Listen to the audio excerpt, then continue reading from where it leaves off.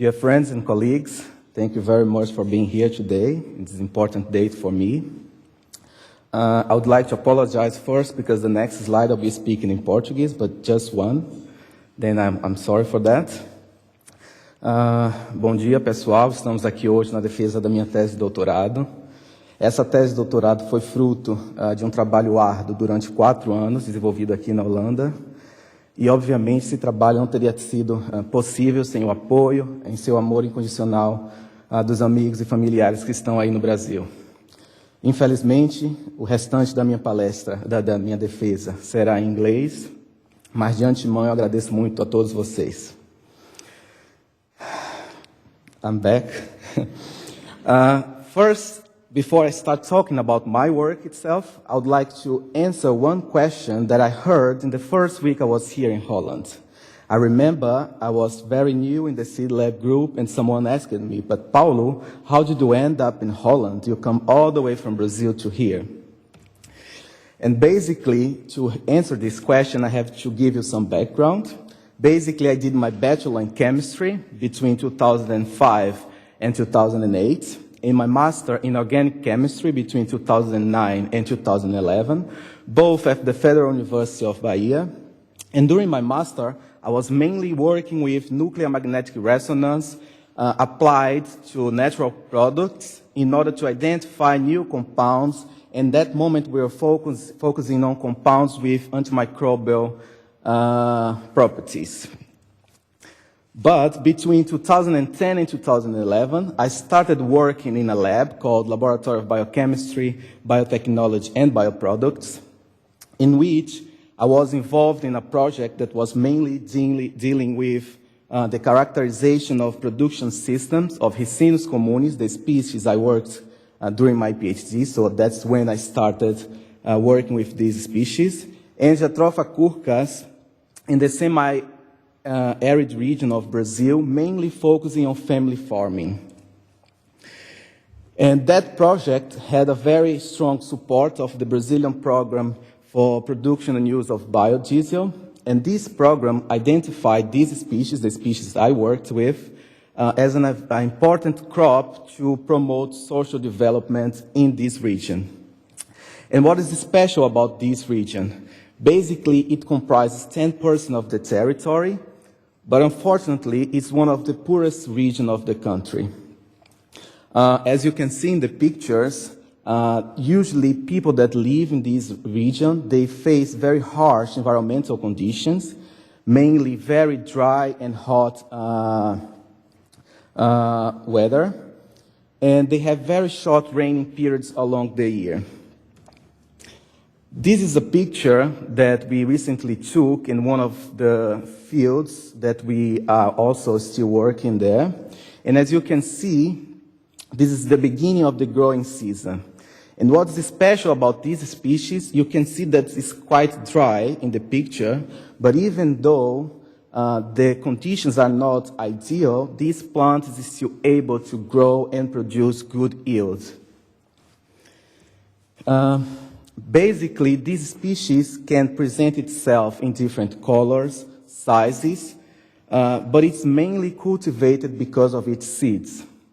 From these seeds, we can extract an oil, and just as a matter of comparison, the price of 1 ton of this oil costs around $1,600 American dollars, whereas the soybean oil that we are most familiar with costs around $800 to $900 American dollars. So it is a very promising crop because the income that generates, it's very important. And the high price of this oil is mainly attributed to the fact that this oil is not only used for industrial purposes, but it's also used for several pharmaceutical applications. It's believed that this oil can be used for more than 700 different application uses. So when I started my PhD 4 years ago, the objective of my project was to assess the biochemical and molecular mechanism of this species during germination and seedling establishment in response to temperature. Unfortunately, because we have a time We have a limitation in time. I cannot present to you everything I did, all the results I've got, and that's not the meaning of my presentation anyway. But I will try to give you just a brief overview of everything I kind of did during these 4 years. Basically, I worked with 2 different systems. The first one, I selected 4 stages during germination, and the second system I worked was the seedling growth.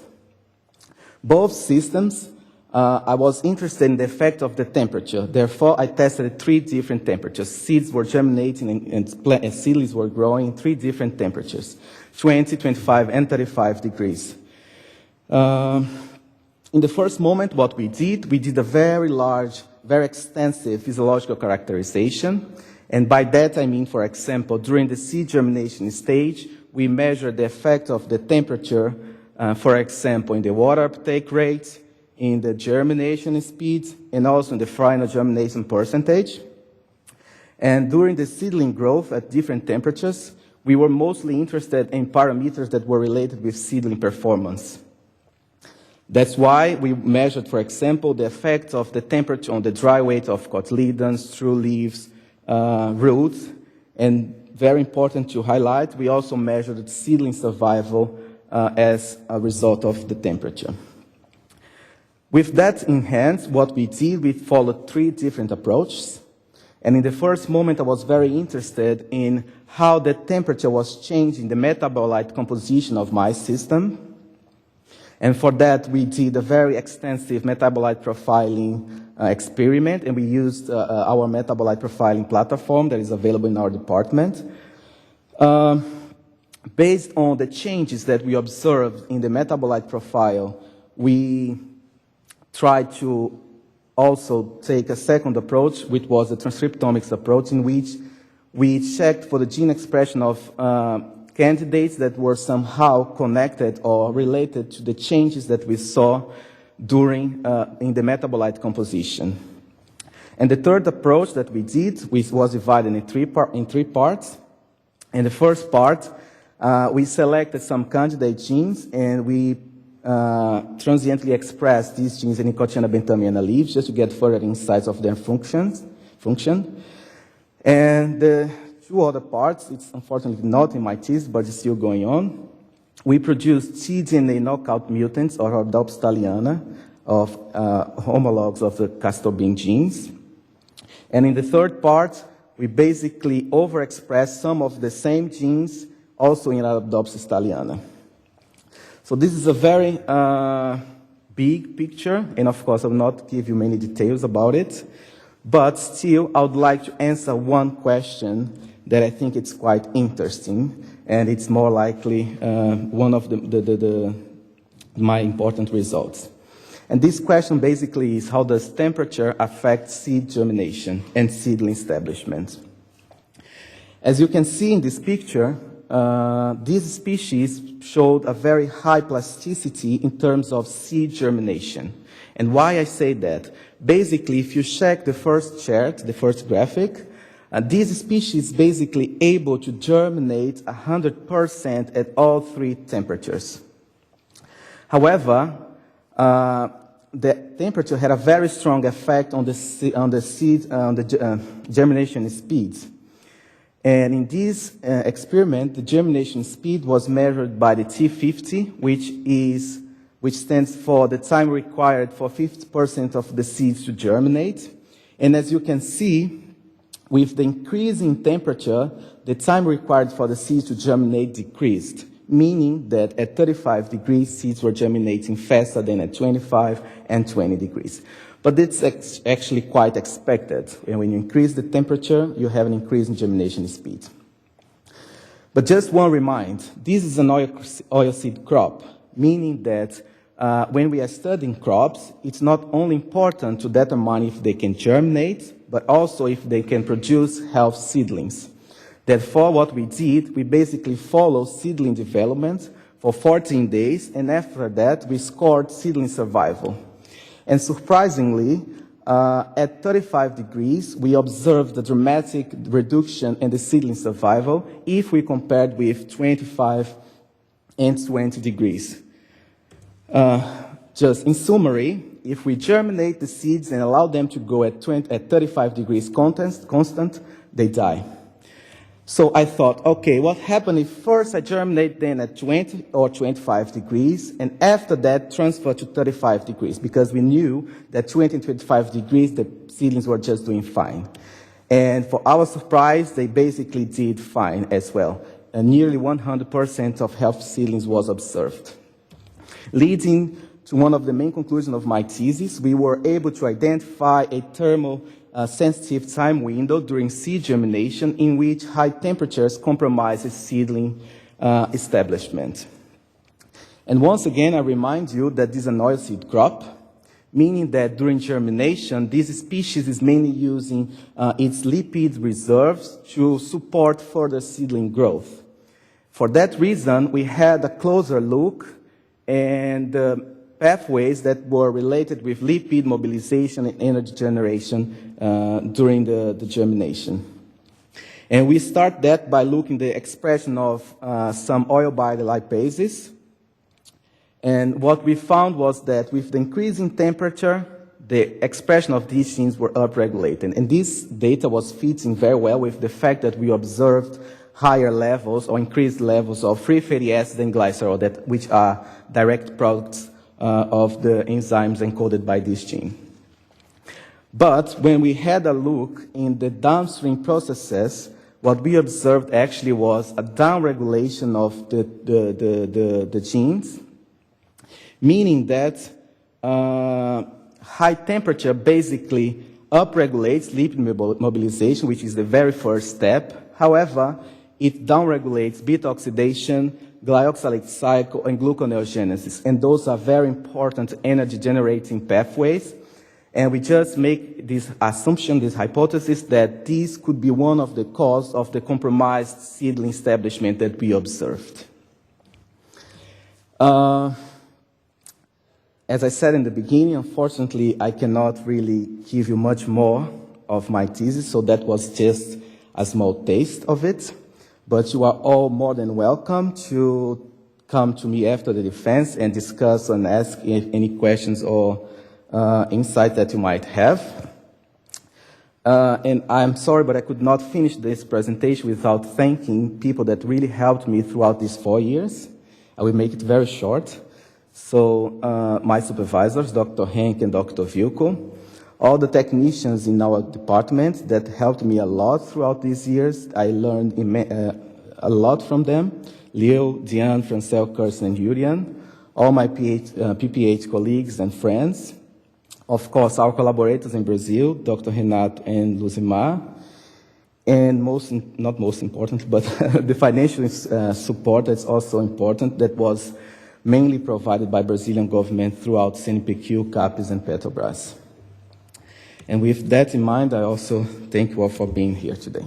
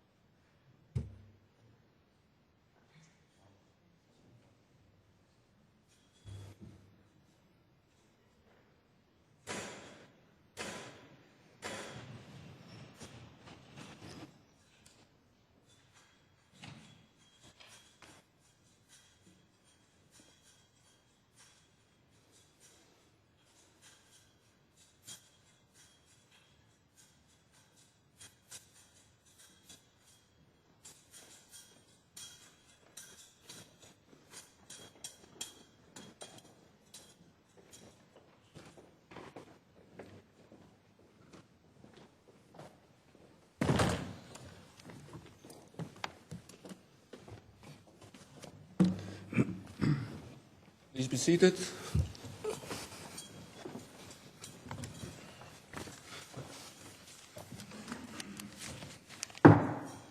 I hereby open this ceremony convened by the Academic Board of Wageningen University, in which Paulo Roberto Ribeiro de Jesus is offered the opportunity of defending a thesis with propositions entitled Biochemical physiological and molecular responses of Ricinus communis seeds and seedlings to different temperatures, a multi-omics approach.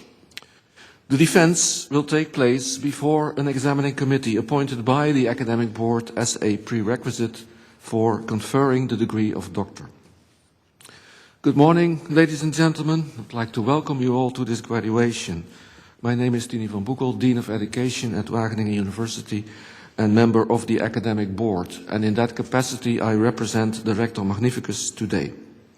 I now call upon the first examiner, Professor Bino, who is Professor of Metabolomics with special attention to food and nutrition at Wageningen University. The floor is yours. Thank you. Dear candidates, first of all, I would like to thank you for the opportunity to read your thesis and also to be here at this very early moment. It's very interesting to learn more about the physiology of seed germination.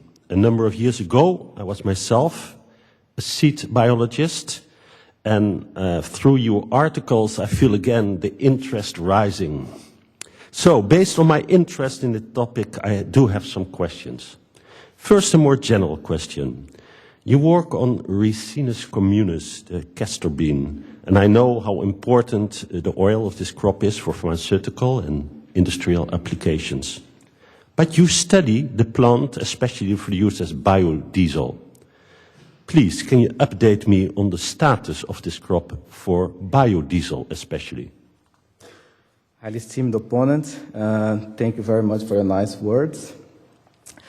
It's true that in the beginning of my PhD, everything was thought in terms of biodiesel production, because very close to that period, the Brazilian government was just releasing a very big project in which they were promoting social development in some region of Brazil, the semi-arid region of Brazil, throughout some crops that could resist very harsh environmental conditions.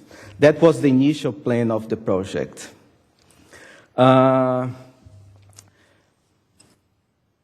happened is the plant itself, it can grow very well in those conditions, so that's out of the question. But what happened is the farmers, they faced some problems, especially in implementing contracts with the companies that would buy those seeds from them. So that's the very first problem that they faced.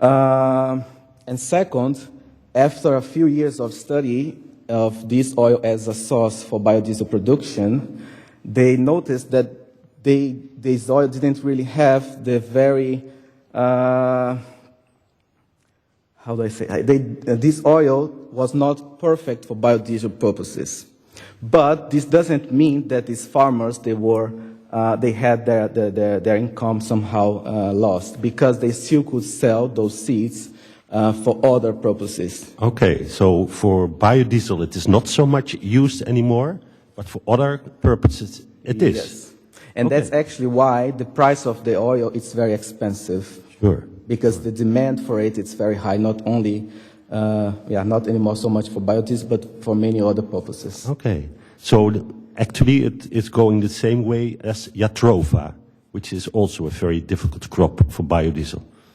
The difficulty of the Ricinus communis oil for biodiesel production is the fact that this species produces a unique oil with a hydroxylation of the 12th position, the carbon C12. As far as I remember, Jatropha curcas doesn't really produce such unique oil. No, but Jatropha is also not anymore so much used for biodiesel, probably because of the same reasons. It is difficult to combine the biology with the industrial use. So maybe as we are discussing this topic, I would like to ask one of you pyronyms to say loudly the proposition number 5.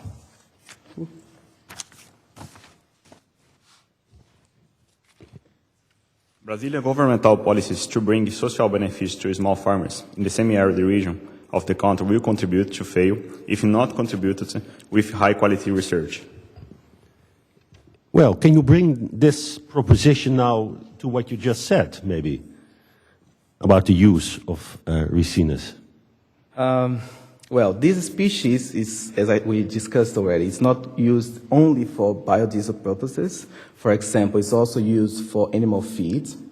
And one of the things that high quality research could help is, for example, to produce varieties that produce less amount of a protein called ricin that's very toxic, and it prevents its proper use for animal feed. This is one example of how... Yeah, but is this proposition a more scientific proposition or a more political proposition, in your view? It's a bit more political, I guess. Okay. And tell me a little bit more on the politics then. And you mentioned social benefits, so it's not financial benefits. You mentioned small farmers, not large farmers. I think there is an overlap here between social and financial, because this region, the people that live in this region, they are very poor. And by social and financial overlap, I mean that somehow this crop could help them to just live a better life. I'm sorry, I kind of... No, yeah.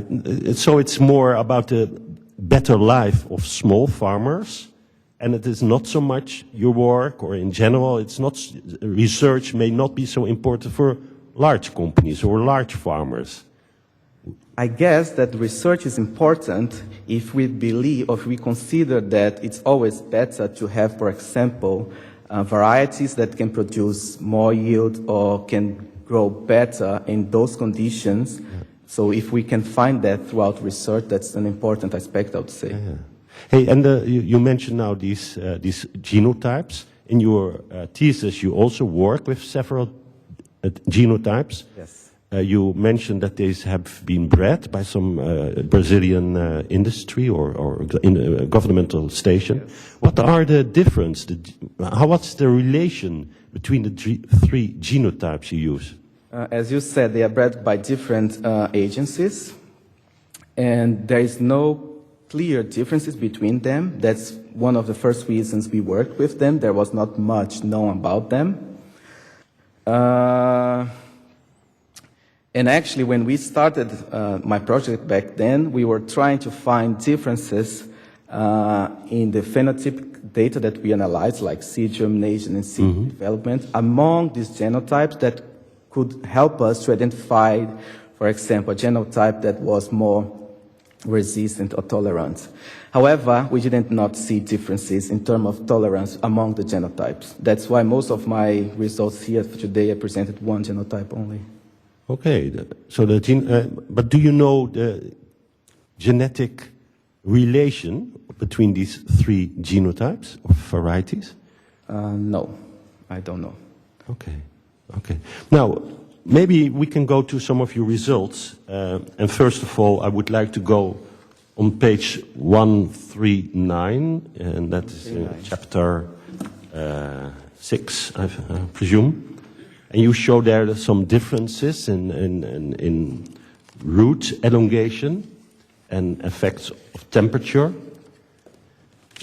So, yeah, now also in context that the genotypes are not so different, are these real differences, what you show here? One of the objectives of our study was to really identify differences in genotypes, but sometimes this is not possible. We cannot create differences.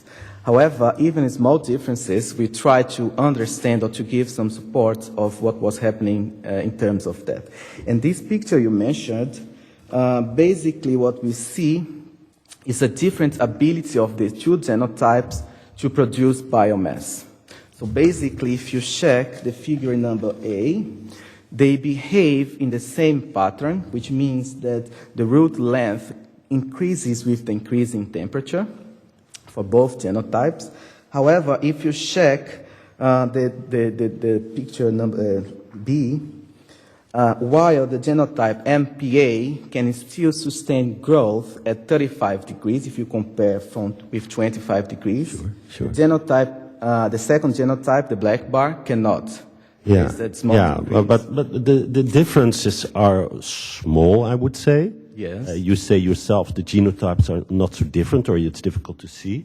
But still, in your text, you say that MPA11 possesses higher plasticity in response to changes of the environmental conditions during initial vegetative growth than genotype 1 EIC80.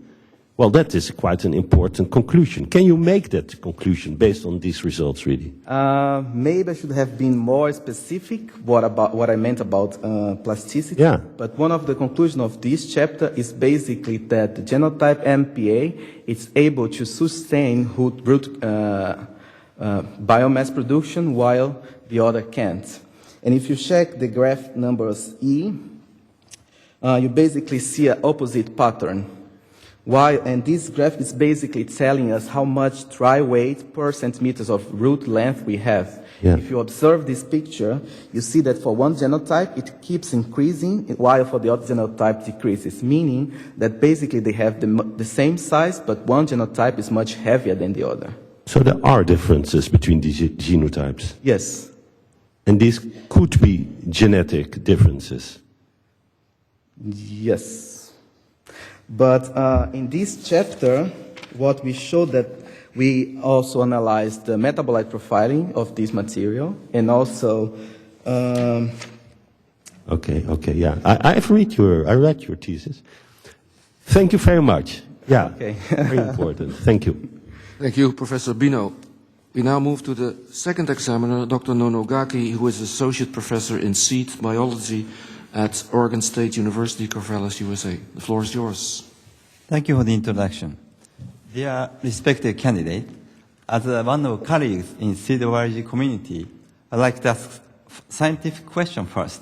If it's still allowed, I'd like to ask some general question as well. So my first question is about thermosensitive window of germination. I'm sorry, I didn't follow. Thermosensitive window. Time-sensitive window. Yes. So you clearly demonstrated that there is a window which is sensitive to high temperature. Yes. So when you start to grow castor bean at 35 degrees, seedling growth doesn't go well. Yes. But when you grow them at 25 degrees by 72 hours, now they can move them to 35 degrees, Yes. and they have no problem. So that was an interesting finding. But by 72 hours, seeds have already germinated. So that window contains both germinative and also post-germinative stages. So which do you think is more important to be this window?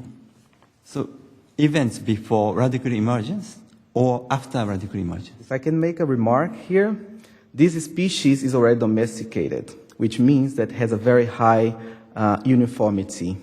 And when I collected the samples after 72 hours, they were mainly at the same stage. They were just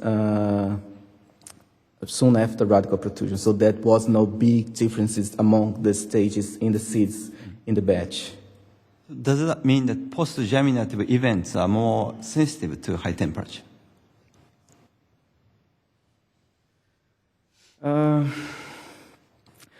Well, I believe not, or at least not in this system itself, because basically we just showed that the events that was happening before the radical protrusion, they were actually affected by the temperature, and that had a negative effect further in the seedling growth. So I'd say that this the main effect, or at least the main negative effect of the temperature, would be before the radical protrusion, during imbibition. So germinative events should be more important. This is what you think. I think that actually the preparation for germination somehow it's unbalanced here. The temperature kind of affect what the events that are taking place during imbibition to support seedling growth. Mm-hmm. So I think it makes sense. Your explanation makes sense. And related to this phenomenon, in many other seeds, if they can't grow seedlings, they don't germinate. For example, lettuce seeds don't germinate above 30 degrees because they know that they can't grow at high temperature. So, but in the case of castor bean, seeds still germinate at high temperature just to face problem at 35 degrees. So it doesn't make sense to me in biology. But I always respect nature, and nature should be smart. So is there anything known about the advantage about this strategy in castor beet? If not, can you think of any ecological advantage about this germination at high temperature? First, I'd like to make two remarks. That first, when I started my PhD, we knew that this species was able to handle very high temperatures, especially during later growth of the seedlings and establishment of the adult plant. So that's the first point, but we didn't really know much about the earlier phase of seed germination, seed establishment. And the second is 35 degrees is not the maximum temperature. It's not, how do I say that? The seeds can still germinate further in higher temperatures. 36, 37, 38, and we just did an experiment in Brazil in which we primed the seeds and they were still able to germinate, for example, at 40 degrees. So that's the first. That's a suicidal germination. Germinate and face problem. Yes. Why do they do that? I think it's a matter of survival. The plants throughout the evolution had to develop wherever the plant developed in order to survive in the place that it was present that moment, because many people believe that this species originated from Africa. And I imagine that the weather where this plant was originated and developed, it was kind of similar to the ones it is growing now. And that's actually the reason why this species was selected to grow in that specific place. So it's probably the strategy in their native habitat. Maybe there must be some advantage to do this, probably. So quick germination at high temperature, then wait for cold temperature at night. In arid area, do you see the big temperature shift? In this region? Yes, in the native habitat. In this region, what we know is that, and I think that's a very common trait, as soon as the raining season comes, the seeds germinate. And usually the rainy season is a bit cooler than the rest of the year. But as I told in my presentation, it's not very long, so it's very short. So I believe this time, or this window of 3 days is more than enough, so the seeds, they can get the first rain, and they germinate and establish the young seedling, and then they just grow further perfect well with the temperature that is coming higher. Okay, so I have found another paradox in your thesis. I mean, you found something interesting, probably, because it's out of textbook event, which is starch synthesis during seed germination and post-germination. Yes. You know, the seed development is anabolic phase, synthesizing a lot of proteins, lipid, starch. Then germination, seedling establishment should be catabolic, degrading a lot of nutrition to grow baby seedling. Why is there starch synthesis during seed germination and post-germination? First, we cannot rule out that catabolic activity is going on in the seed because basically lipid mobilization is taking place to support seedling growth. And just a reminder as well, this seed is an oil seed crop, and I think the oil content in this seed is about 50% even higher, meaning that it's mainly oil. And of course, this oil needs to be transformed into something useful. And what happened is very soon, during imbibition, in the beginning of germination, this oil is metabolized throughout several pathways, ending up with production of carbohydrates through gluconeogenesis. And I just believe that the starch that is produced is basically produced in order to store these nutrients that were transferred from the endosperm to the growing tissue. And if I can make a remark here, I didn't really measure, but I believe that this starch is mainly being accumulated in the cotyledons, in the root that is growing, not in the endosperm. So basically the oil is being transferred, the energy is being transferred in the form of oil to the growing tissue, to the growing seedling form of starch. Do you think that this starch synthesis comes from accumulation of sugars out of degradation of lipid? Yes. Then you It's show... actually well established in the literature. Actually, I have seen starchy synthesis during seed germination, so I think we are finding real stuff. And I was just curious about your opinion about the possible role of starch accumulation here. And related to this question, so when you grow seedlings at 35 degrees, starch synthesis is reduced. So there are two possibilities. One is lipid breakdown into sugar is inhibited. And the other possibility is that starch synthesis itself is reduced. So which is more important for the inhibition by high temperature? As a matter of fact, if you go to page 187, there is a very nice chart that I produced in which I correlated the amount of starch both in the seed germination system that I had and also in the seedling stage. And if we focus on the seed germination that we are talking about now, we see that there is higher levels of starch at 20 degrees as compared with 35 degrees, meaning that something happening with the starch biosynthesis or degradation. And basically what we see is that mainly genes that are related with starch biosynthesis, they are upregulated at the lower temperatures, meaning that mainly the starch biosynthesis is downregulated at higher temperatures. And just one more remark, the AGP activity is one of the enzymes that are involved in the process, is related, or is, the activity is controlled by the levels of phosphate in organic, and this is higher at 35 degrees, meaning that the activity of this important enzyme in the pathway is also reduced, or might be reduced, sorry.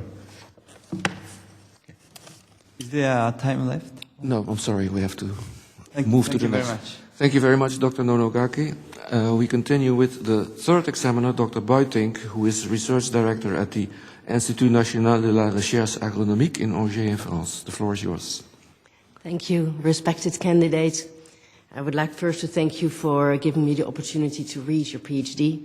I did it with great pleasure, and it's always nice to see how people can manage to extract data from all these big omics data, and it's nice to see you manage to get conclusions. I have several questions, of course. One of the questions that I came on is related to the seed coat, the role of the seed coat. I noticed that for the experiments where you determined the temperature sensitivity or a window, that you remove the seed coat. Now, my question is, how does this reflect of what happens in the field? And how are you sure that this removal of the seed coat is not related to introducing yourself this heat sensitivity window? Highly esteemed opponent, thank you very much for your nice words. And indeed, it's a big challenge to extract results from this big omics data. Basically, we tested everything, germination with and without seed coats. And for example, for the genotype MPA, we didn't see differences. The germination with and without just happened in the same way. And that's basically because this genotype is more permeable to the water, penetrate the seed. However, for the other genotypes, that's not really possible. There is somehow a mechanical, the water cannot really, the seed cannot imbibe in the genotype MPA and in the other one that we tried, the IAC80 genotype. So when we checked that we didn't really see many differences with genotype MPA in terms of the phenotype that we observed, we said, okay, let's just test for the other genotypes as well without the seed coat. Okay, so there's no effect on the seed coat, the windows? At least in one genotype. The other ones I don't know because they don't really germinate well. They do germinate, but it's very not uniform. Okay. That's why we decided to just follow the approach in the first genotype to all the other ones. Okay. So with or without the seed coat, the surrounding tissue is the endosperm. I would like you to give a bit more information on at what stages of germination and and seedling growth this endosperm still has a role. And related to that, do you think it might have a role in this heat sensitivity window? What we observed is that very early during seed imbibition, the temperature had an effect in the lipid mobilization, and most likely this is linked to the endosperm.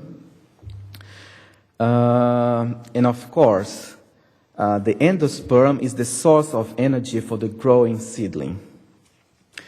And what happened is this endosperm is somehow attached to the seedling to a very long period, meaning that most likely it's still feeding the growing seedling with the lipid reserve. It's quite remarkable because the endosperm is quite fleshy. There's a lot of oil in it, and it dries out completely, meaning that the plant really takes everything from it, or the growing seedling takes everything from it. It becomes like as thin as a paper sheet. And at what time is the endosperm detached from the seedling? I cannot precise that, but for sure, it depends on the temperature as well.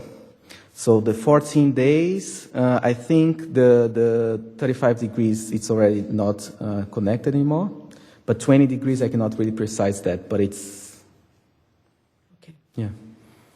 In your introduction, you mentioned that Rietjes is a very nice candidate, a very nice model system to provide a better understanding of seed germination, seedling performance and adaptation to high temperature. Yet you mentioned several times in several chapters that at 35 degrees, the Rietjes seeds perceive 35 degrees as a heat stress. And my question is, how do you distinguish between heat stress and heat tolerance? Actually, the term heat stress was something that we avoided to use as much as we could because there was no clear signs that the species itself or the seedling itself was under stress, at least not morphological or phenotypic data that could support that. Basically, the seedling was growing perfectly well at 35 degrees, and it was growing much faster and more than at 25 and 20 degrees. Okay, but from your biochemical and transcriptome data, are there any indicators for stress that you can look at? Yes. So most of the stress that we could correlate was linked to the germination process, because we see a clear phenotype on that. But if I go to the metabolite profiling data, for example, 35 degrees, we have an accumulation of several stress-responsive metabolites, for example, GABA, beta-alanine, some tocopherols. They are accumulated at higher temperatures, meaning that the plant is somehow sensing some stress. And if we go to a different level, we also observed in chapter 6, if I'm not mistaken, an upregulation of the antioxidant system in response to increase in temperature, meaning that somehow the plant is fighting against some stress that might be sensing. Okay. But this is not really translated, at least not for the seedling stage, into some morphological or some phenotype. Okay. Do you consider that the expression of a heat shock protein is to enhance tolerance or as a sign of stress?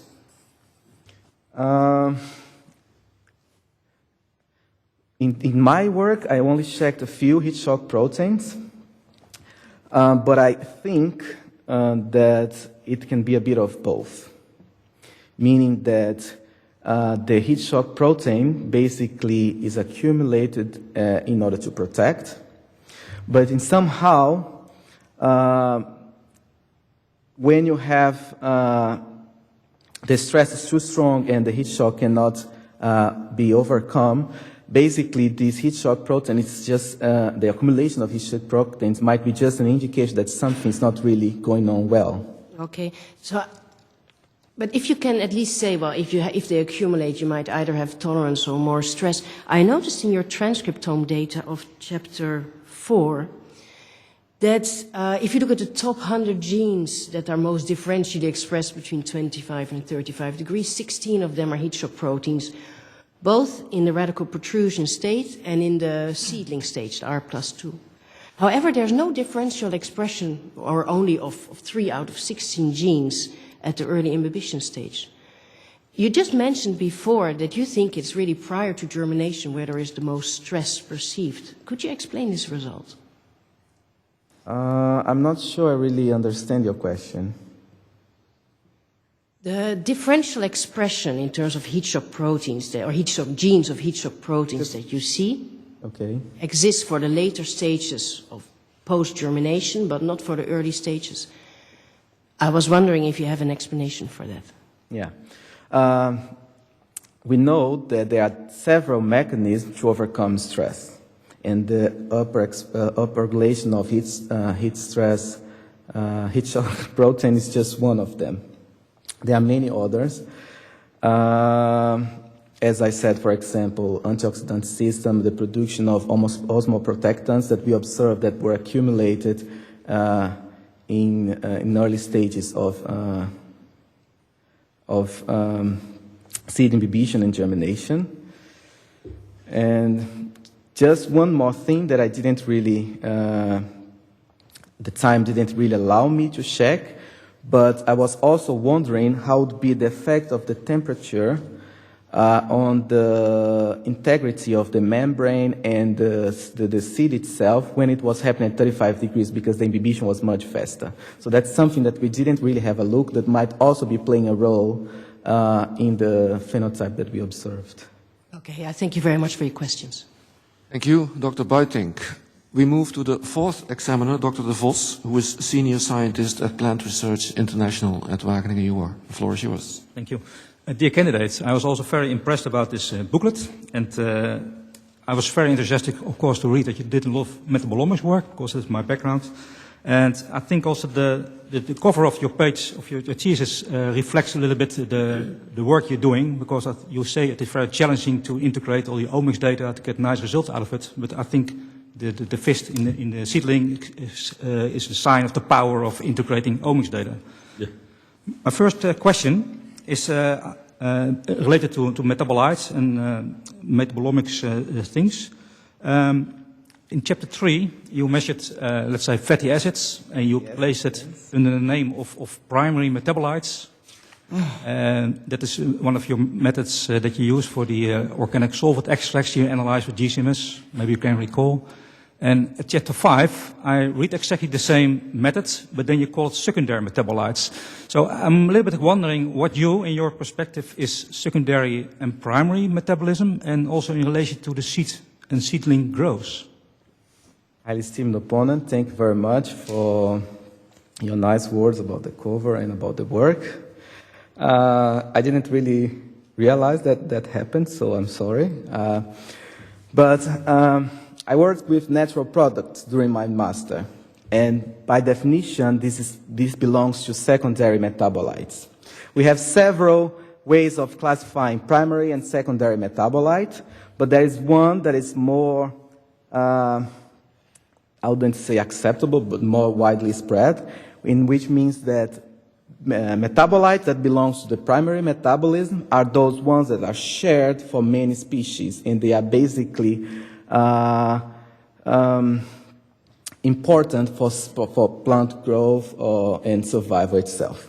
Whereas the secondary metabolites, they are a bit more specific to different kind of plants or organisms, and they are most likely linked to response to, for example, environmental conditions or other problems that the plants or the organisms face in contact with the environment. Would you think also this definition can be different based on the development of the plant? So maybe in a seed, the secondary metabolites are different compared to the whole plant, and what we call maybe as a secondary metabolite in the plant can be a primary metabolite for the seed growth? I think that depends on the concept that you use. My background, I am a chemist, and with roots in the biochemistry, and we usually classify the fatty acids as primary metabolites. But of course, And this is one of the I agree with that. Yes, this is one of the links between primary and secondary metabolites. Basically, primary metabolites, they can be used, and mostly they are used as backbone sources for secondary metabolites. So there are several metabolites that are produced from primary metabolites. Yeah, okay, thank you. Now I go to one of your methods that you've been using for detecting metabolites, and specifically the sugars you've been working on. This very important group of metabolites in the seeds, of course. In most chapters, of all chapters, you use GC-TOF-MS, so it is derivatization of polar metabolites, I think, yes. But in chapter 6, you also used Dionex HPLC to analyze these sugars. My first question is related to this picture on page, what was it, where the sugars are, where you express the levels in microgram per liter. So how should I see this micrograms per liter? Is it liter in seed or liter solution? First, one remark, was not only in one chapter that we measured the carbohydrates used in the HPLC system. Okay, but it's the only chapter where you show them. At least as far as I can see. Yeah, and I will tell you why. Basically, first we measured the carbohydrate content using the GC-TOF-MS, and after that we also measured using the HPLC. And I was not doing like a double experiment, but I would like to check first if those data were somehow robust, and we found out that there was a very good correlation between them. All metabolites? The carbohydrates. Because from your supplemental data, I try to make a correlation between this Dionex data and your GC-TOF data, and it was okay for glucose, an R-square of 0.65, but for sucrose it was not okay. So I'm just wondering, yes, which method do you trust most? Yes, sucrose is a very painful metabolite if you want to analyze through GC-TOF-MS. So it's. But nevertheless, you rely on this GC-TOF data in your other chapters. Can you tell me exactly where? Because I think that for most of the chapters we used the HPLC system, and I will tell you that, for example, in chapter. I was thinking about chapter 3. 5, for example. Okay. If you go to page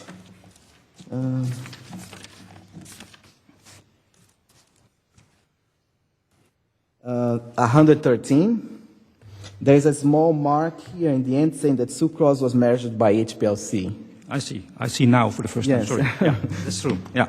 So what method do you rely on more, the Dionex or the GC-TOF-MS for these sugars? I think we can use both as complementary platforms, especially because the amount of data that you get from the GC-TOF is much larger than the amount of data that you get from the HPLC. In our system nowadays, I think we can measure up to 10, 12 carbohydrates, whereas in the GC-TOF you can measure much more. But in terms of reliability, I would say that I would choose the HPLC. And another advantage of the HPLC is that we can do like absolute quantification. So we can, and that we come back to your question before, that is micrograms per liter compared to the standard that we used. I didn't normalize that in terms of milligrams of material used. Okay, thank you. I certainly agree that if you do this GC-TOF-MS method, that you have to verify the data with an orthogonal method to show that it's really true what you find out. Same was true for amino acids, actually.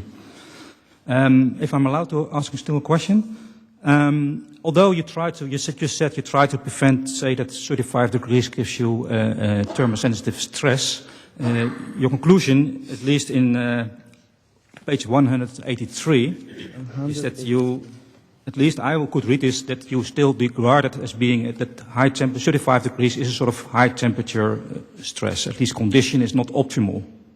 Yeah? Sorry, I didn't follow that. Which paragraph you mean? Oh, that's in page 183, for instance. Okay. You mentioned there in the first paragraph, the last sentence, that it's a result of high temperature stress. And also in the previous page, you say that 20 degrees actually gives you a drought stress. more or less. Yes? And also, if you look to several pictures in your thesis, like figure 100, or page 110, figure 1, it seems to be that indeed 20 degrees is not optimal, and also 35 degrees is not optimal. So 25 to 30 degrees is more or less optimal for this species. So, but on the other hand, on many comparisons, you compare 20 degrees versus 35 degrees. So you're actually comparing drought stress versus heat stress, or am I wrong?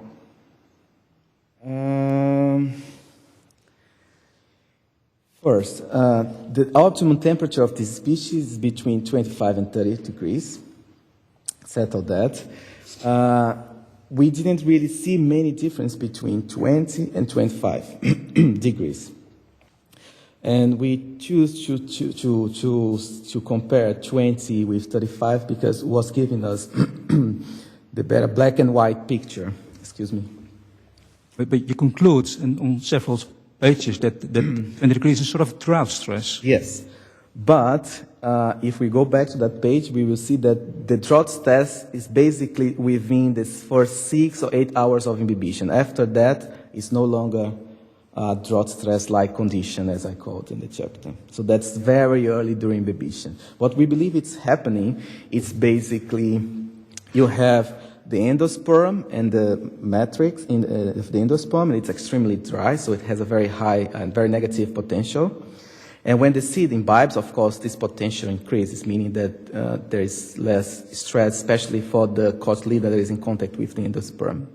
And this imbibition is faster at 35 degrees than at 20 and 25 degrees. So basically, at 35 degrees, if we just consider the time itself, the endosperm has uptaken much more water, which means that the water potential of the endosperm is higher than the other two temperatures. I don't know. I think I have to switch over to the next. Thank you very much. Thank you, Dr. De Vos. We now move to this side of the auditorium. I'd like to give the floor to one of your co-promoters, Dr. Hilhorst, who is the Associate Professor at Laboratory of Plant Physiology at Wageningen. Dear candidate, I also read your thesis with pleasure, well, several times actually. And I wanted to follow up on the discussion that you had with Professor Bino and Professor Nonogaki about helping farmers in Brazil, and secondly about suicidal germination. Because if you say you need a high level of research in order to help the farmers, particularly in the semi-arid regions, you have to give them a good product. And I think that castor bean is not suitable for that area of Brazil because, well, the seeds may germinate at high temperature, but then the seedlings will die. So how do you envisage, does a farmer use the crop? He sows the crop, the seeds, and then what happens? When the temperature gets above 30 degrees, everything goes wrong. Highly esteemed supervisor, thank you very much for your nice words. Unfortunately, I have to disagree with you. This is indeed a good crop to be grown in this area, and I will tell you why. Because this plant has shown and has been proved over the years to be very resistant to the conditions that area presents. So this is not... Yes, no, but I'm specifically talking about the seedling stage. That, you know, the mature plant is very resistant, I know that, but... Yes. So basically what happened is the sowing season has to be somehow during a period of the year in which the temperature is not so high. But so it would allow the plant at least to overcome the initial step, the initial phase in which it's very sensitive to temperature. But as soon as they are like a very young seedling, they can handle quite well higher temperatures. And that is a predictable time of the year that farmers can do that, or not? I cannot say that. I'm sorry. I don't know exactly when they start. Well, a thought that just occurred to me, which may be related to this, with the suicidal germination problem. In your experiments, you germinate the seeds in the dark, and then you grow the seedlings in the light, in continuous light. And I was wondering if that would pose an extra stress on top of the heat stress to seedling growth. Well, I'm afraid we'll have to wait with the answer. Thank you very much, Dr. Hilhorst. I now adjourn the meeting. The examining committee will withdraw for consultation.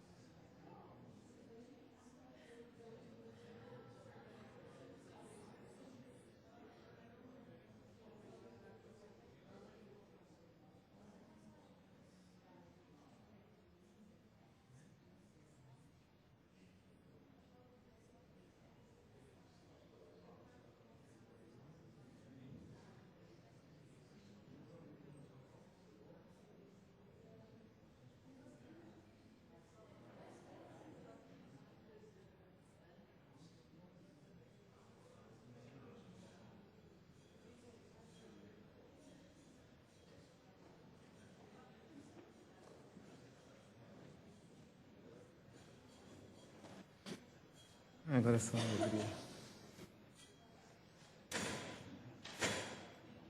É aqui mesmo, tá certo. Não posso chorar. Não posso chorar pensando, não.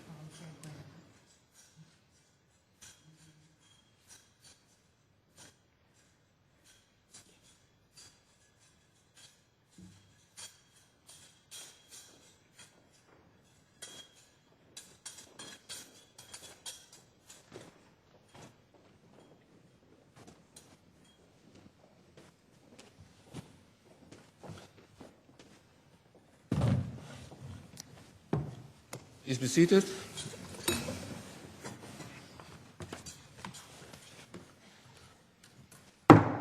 I hereby reopen this meeting.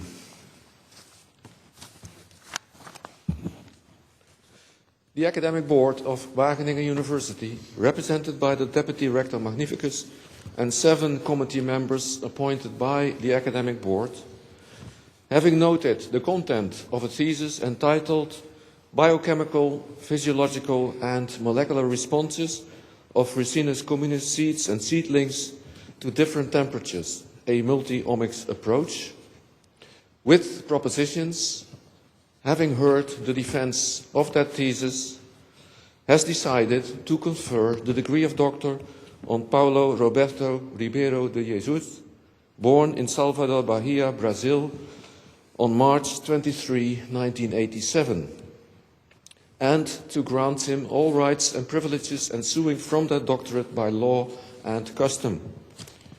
The Academic Board assumes that you accept your duty as a scientist to execute your future research ethically and with due diligence according to the Netherlands Code of Conduct for good scientific practice. I now invite the promoter, Professor Bouwmeester, to acquit himself of his duty.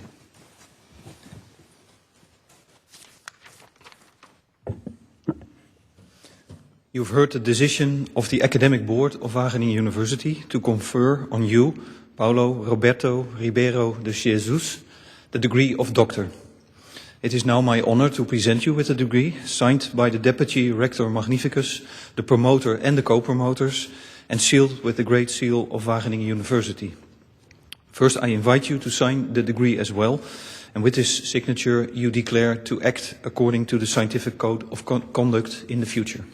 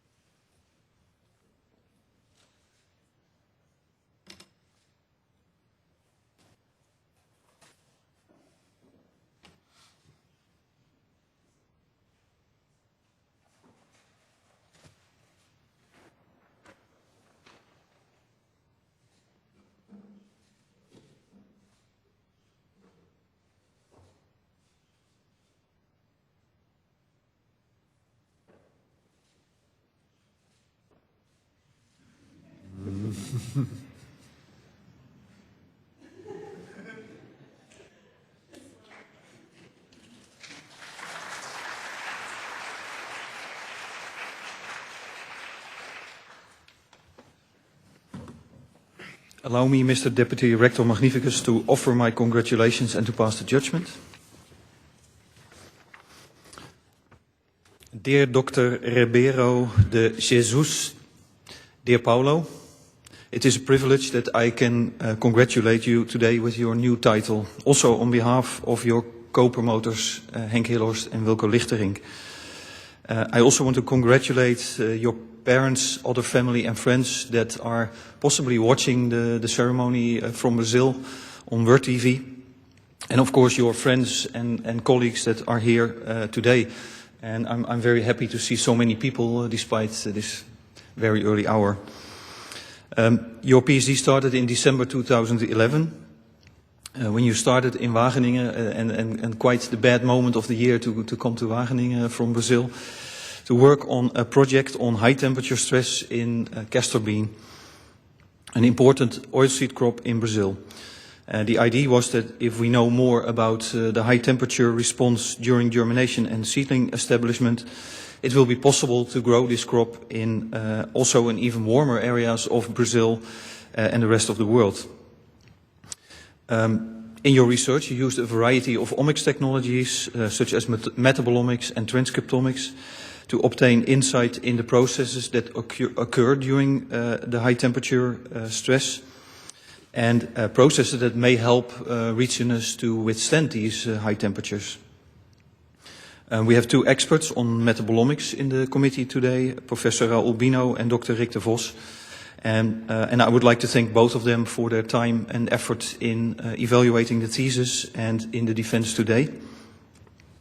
I also want to thank Dr. Julia Buiting of INRA in France and Dr. Hiro Nonogaki of Oregon State University, who is currently a visiting scientist in our lab, for their contribution to the judgment of the thesis and the ceremony here today. And thank you for coming to Wageningen here today. Paulo, your work has resulted in a nice big thesis with a number of good experimental chapters, 5 of which have already been published, which is quite exceptional in this stage.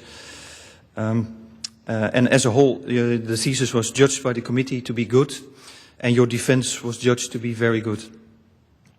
The doctor's title is the reward for your hard work and perseverance. Now you can enjoy the achievement, you can celebrate it. I wish you happiness in your personal life and good luck with your scientific career. And your co-promoter, Wilco Lichtering, will now address you with some more personal words.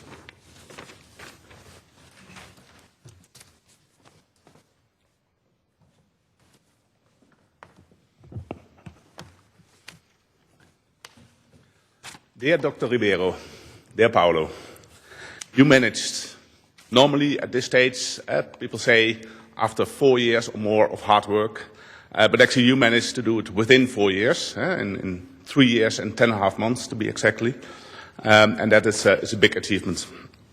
The story started of you doing a PhD when Henk got a mail from Renato, our collaborator in Salvador, Brazil, that there was a very good biochemist in the lab of an associate lab from Luzemar, and that wanted to do a full PhD in the Netherlands. And at that time it was decided that there would be a proposal written for CAPES and CMPQ. And in the end, in August 2011, we got the news that you got, the proposal was approved for a full fellowship to come to the Netherlands. And then actually 3 months later, you already came to the Netherlands and started at the 1st of December, as Haro was already mentioning, a very harsh and cold time, which in the beginning you had troubles in adapting to. And already was mentioned, your background is really in chemistry. I think that was also very clear from the defense today. That was it was strong, but especially strong in the biochemical and the metabolomics questions.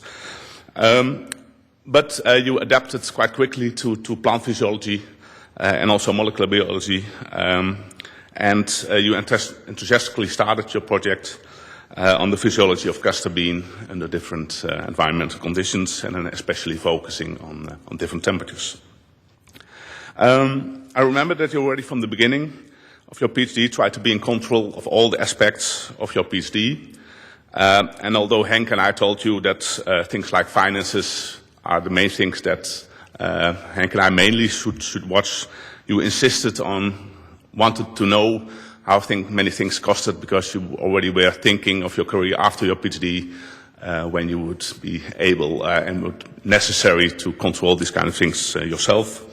Well, luckily you listened to us, because in later stages of your PhD, sometimes we had to put a brake a little bit on, because you had enthusiastic, very big and very extensive metabolomics ideas, of which of course a lot you did, and you did very well. But sometimes we had to say, okay, well, maybe make it a little bit smaller. And as we said, you didn't have a background in plant physiology and also not molecular biology, but you managed to train yourself very well in that.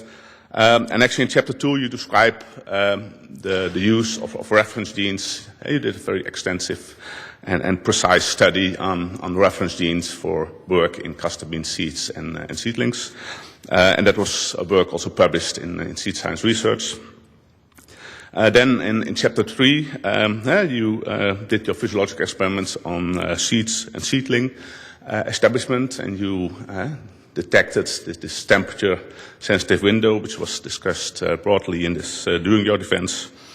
And actually, you showed that most likely this temperature-sensitive window was mainly due to downregulating of energy-generating pathways. And you further showed that genes higher expressed at lower temperatures and related to these pathways produced higher levels of starch in a transient expression system in the Cuteana benthamiana leaves. And this work was published in Plant Science. And for me, this is most of the most interesting chapters of your thesis, which also show very well the integration of doing both metabolomics, but also molecular biology and plant physiology. To learn more about the different genes responsible for this temperature window, you then also did microarray analysis, which you also analyzed and described in chapter 4. And there you detected the genes regulating which are responsible for this energy-generating pathways, also heat stress-related genes, as Julia already was mentioning. A lot of them were in the top 100, and several important transcription factors, which might be good clues for further research.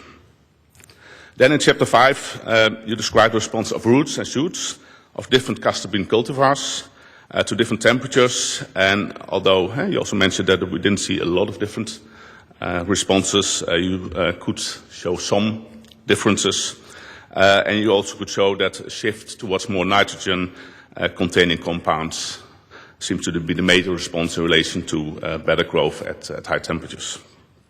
Then in your last experimental chapter, you showed differences in biomass allocation as response to the different temperatures between two castor bean genotypes, and there with help of both metabolites and gene expression analysis, you show a positive correlation between thermotolerance and levels of osmolytes, antioxidant enzymes, and heat shock proteins. During your PhD, you managed to attract very good students to do their thesis with you, and you gave your students a lot of attention, but you also expected a lot of them. And despite, or maybe even because of this hard work of the students, all of them had a great time working with you, and also all of them have been co-authors in one of the published chapters or will be in some of the chapters that still need publishing. To special mention Eva Mudde, who even managed to, during a BSc thesis, which is quite short, to produce enough material for one of your chapters. So besides working hard in the lab, you also love to write, which actually, especially as supervisors, is very nice for a PhD student to have as and then you also would do this very consistent, very hardworking, making a lot of hours, and also, of course, this is clear from the number of articles that you published. And actually, especially in the beginning, you sometimes cursed that you had to work with castor bean because it's very difficult to go beyond the descriptive stage to functional analysis due to problems with transformation of castor bean. And you all had the impression that was one of the main reasons why it took quite some time to publish your first publication. That's as described in chapter 5. Although the draft of this manuscript were already ready in early 2013 and first submitted in spring 2013, it only got published in 2014.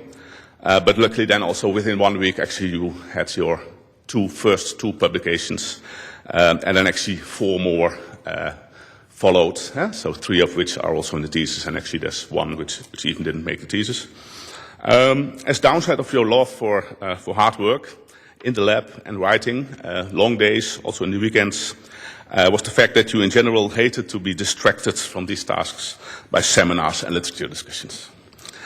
Luckily, you love to attend, especially and to present at international conferences and workshops, And that especially showed in the 11th conference of the International Society for Seed Research from last year in Changsha in China. And there also your presentation got awarded as one of the best 3 student presentations of the whole conference, which is a great achievement. Now with obtaining your PhD, your time in our lab is ending, and you are about to travel back to Brazil to pursue an academic career over there.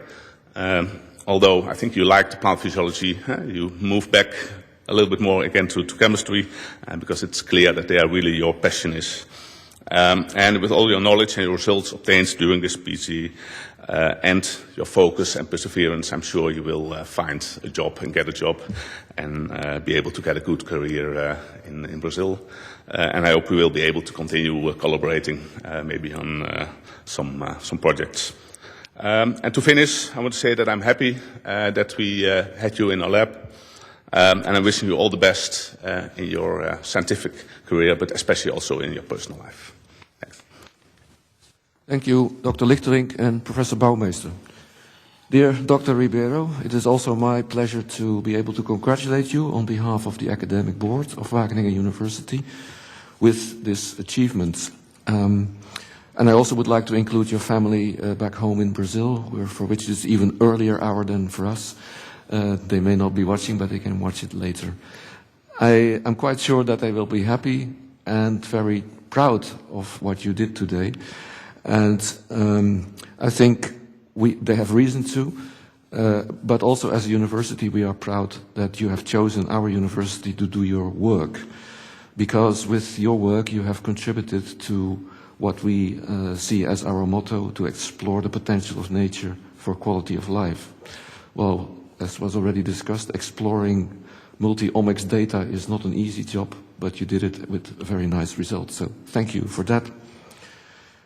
You are now part of a big network of Wageningen alumni. You're going back to Brazil, but I hope that despite the weather experiences, you still remember us and will stay in contact using this network in your future work.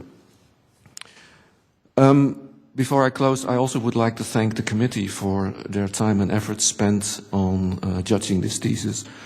Your work is very valuable and indeed necessary for us as academic board to deliver high quality theses. Thank you very much, especially our guests from France and the USA, but I definitely would not like to forget our own people, so to speak, Professor Bino and Dr. De Vos, for your contribution as well. And finally, ladies and gentlemen, I'd like to thank you for showing up at this early hour. Actually, this was an historic event. This is the first time that a PhD defense is done at 8:30, so that's also maybe worth noting. But thank you very much for being here and witnessing this important event. And with that, I close this ceremony.